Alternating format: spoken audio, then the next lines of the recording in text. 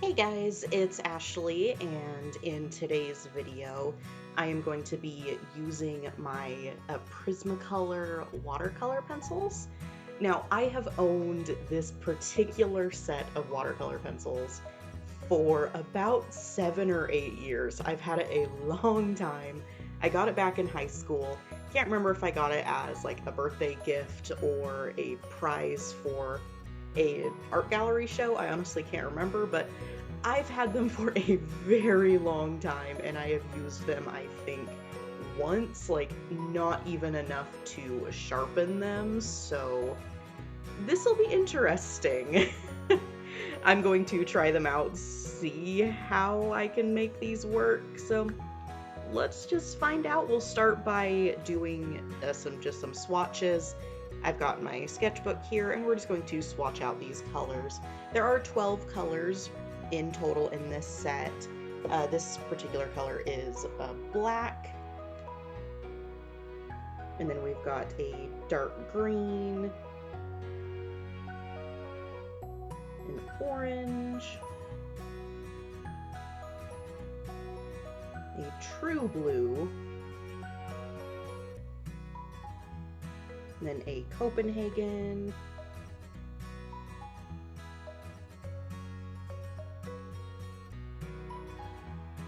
a grass green, then a crimson red,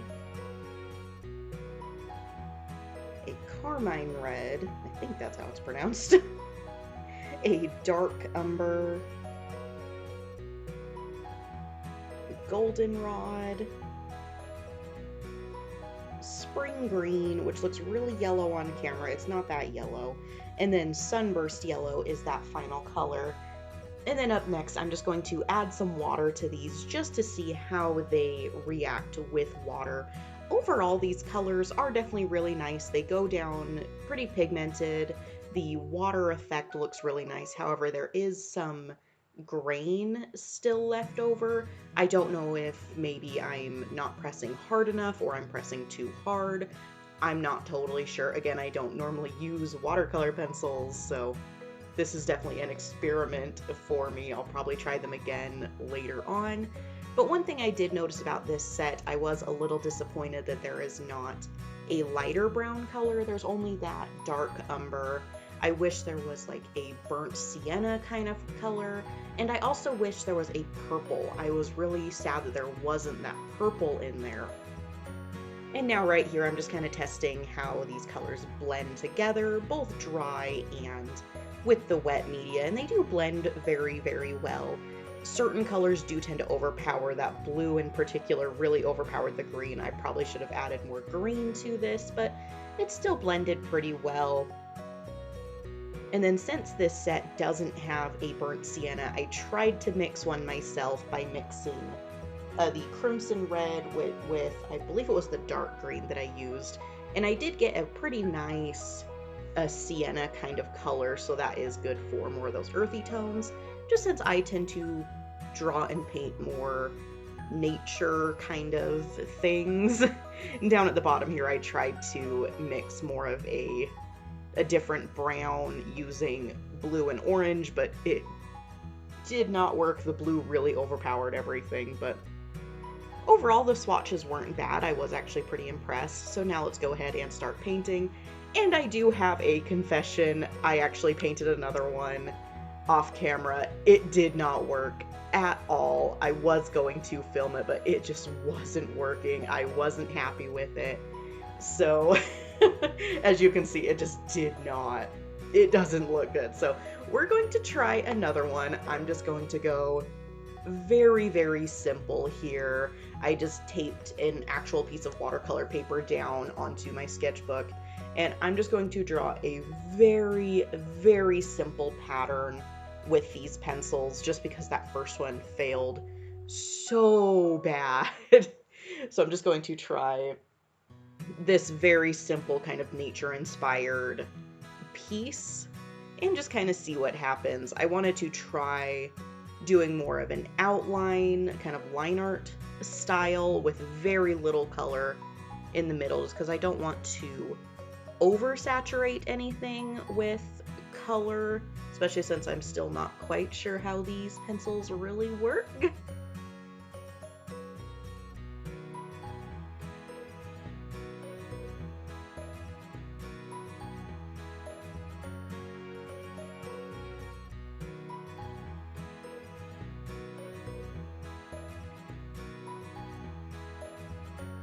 And then here we have my very sad attempt at drawing a pine cone. Don't judge me for this. I went so quick.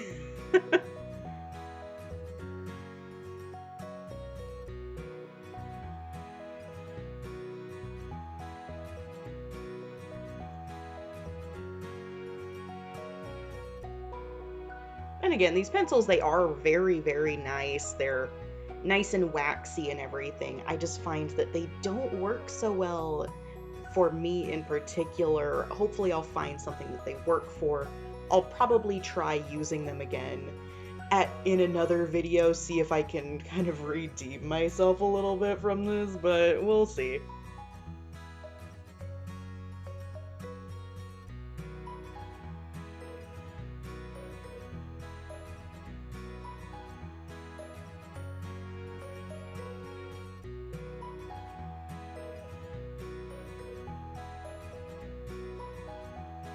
And then now I'm just adding that water to this pattern just to kind of add that very kind of light color wash over everything. As you can see, I'm not being super careful about where I'm putting the water.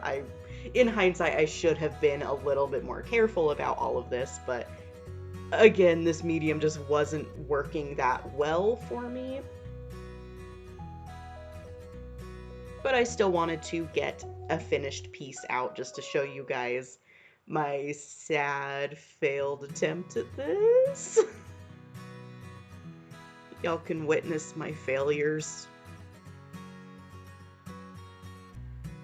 And then while I wait for the actual pattern to dry, I'm trying a couple different methods of coloring to see what works best. This first one is the exact same method that I used on the pattern. And this next one here, I'm coloring in more of that leaf to see if adding more pigment to it helps at all, to see if it works better with the actual water. And what I ended up finding was that using just a little tiny bit of that pigment worked best if you're trying to avoid that kind of grain that you get with colored pencils, because coloring in that whole leaf, I did still get quite a bit of like streakiness and grain with it. And I think if I took more time, that would have been helpful, but and then here you see I'm dipping the actual colored pencil in water, because that is one way you can activate these colored pencils to get a really heavy color down.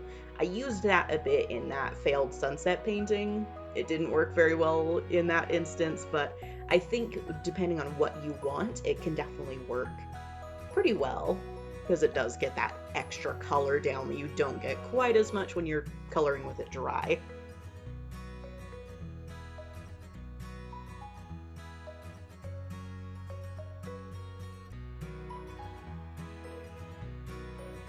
And here we have Ashley pretending she can actually draw butterflies. Woo! I can't, but you know what?